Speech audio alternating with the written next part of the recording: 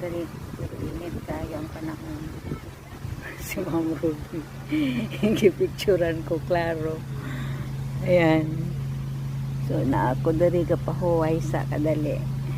Lingkod-lingkod. Tanggal ang shoes. Ayan. Wala lang. Flip. O, TL. Hindi medyas. Lakaw na sila.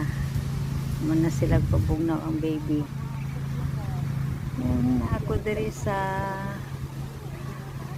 park. Ayan. Nasa lake banda.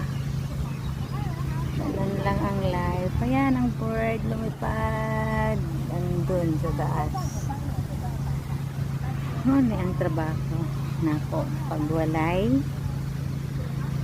time. Walay time. Pagwalay trabaho. I mean. So, pahuway sa waiting sa oras sa tingkaon, sa gastusi sa udto, kay sa gawas may mangaon. Ayan.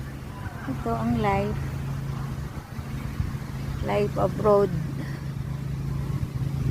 Puno sa daghang isip. But okay lang. Naman si Lord.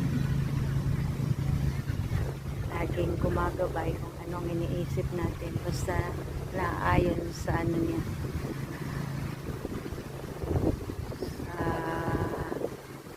Ano bang tawag doon sa Tagalog nun? Bisaya kasi ko. Or Monday.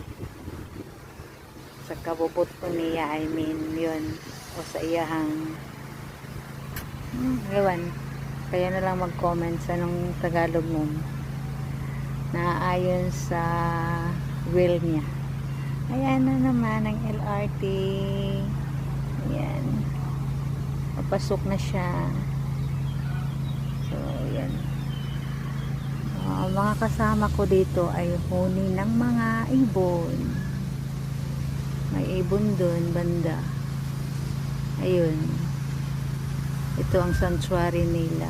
Yung mga ibon na niya, ganyan. Puti. Si puti na ibon. Ayan. So, ayan, refreshing lang.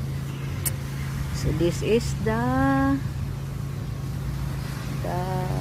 park of Biho Park here in Taiwan. Okay.